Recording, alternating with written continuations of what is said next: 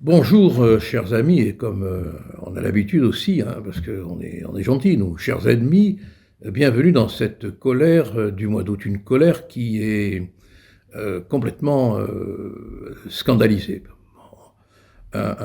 En plein mois d'août, en pleine période d'afflux touristique, à Paris, dans l'Île-de-France, qui va être le cœur battant, on espère bien pas flageolant, des Jeux Olympiques, un nourrisson de 2 mois, oui je dis bien de 2 mois, est atteint de graves difficultés respiratoires. Il souffre d'une bronchiolite. Il faut que de toute urgence, on le place dans un service spécialisé de soins intensifs, pédiatriques bien sûr. L'hôpital où il est reçu est désespéré.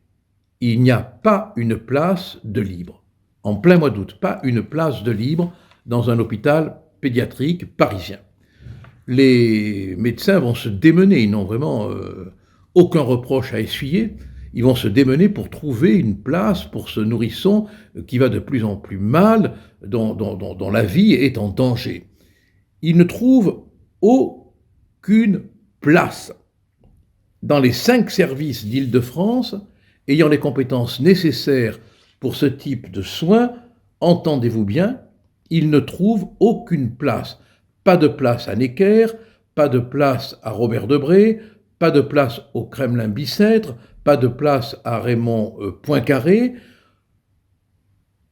L'enfant, le nourrisson, est absolument abandonné, non pas par les médecins, mais par la carence, par l'incapacité technique de l'hôpital à l'accueillir. Alors les médecins vont trouver une solution. On est en France, on n'est pas dans un pays sous-développé. Ils vont devoir transférer dans un véhicule spécialisé, avec du personnel spécialisé, qui pendant ce temps ne pourra pas s'occuper sur place des urgences, le nourrisson à Rouen, dans un hôpital pédiatrique qui pourra l'accueillir.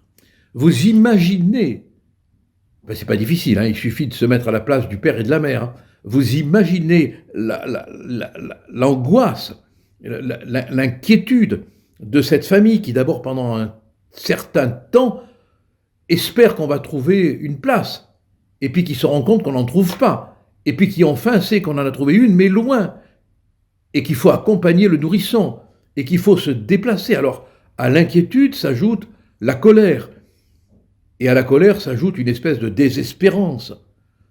L'éloignement, s'organiser, comment ça va se passer, va-t-on arriver à temps? Sachez que dans ce pays, le nôtre, enfin ce qu'il en reste, qui prétend accueillir les Jeux Olympiques, il manquait en Île-de-France lundi dernier 36 lits sur les 102 lits de réanimation. Aucune place, nulle part.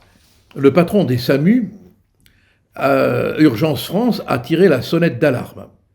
Tous les services de la totalité du territoire sont désormais en difficulté par manque de personnel.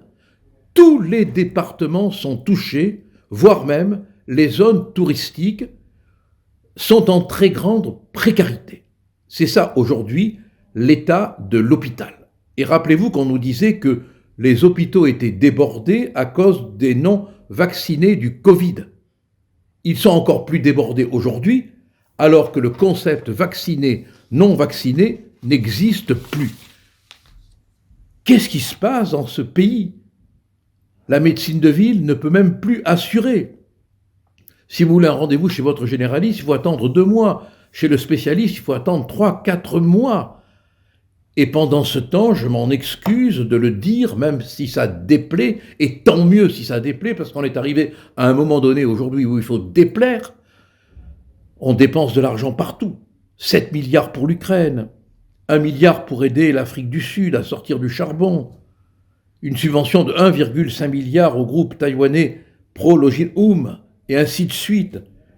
15 milliards aux banques avec les OAT indexés sur l'inflation, et ainsi de suite. Et un bébé de 2 mois, un nourrisson de 2 mois, ne trouve pas de place en Île-de-France. Pauvre, pauvre France. Gardez le moral quand même et surtout ne laissez plus rien passer. Ça devient trop grave. À la semaine prochaine.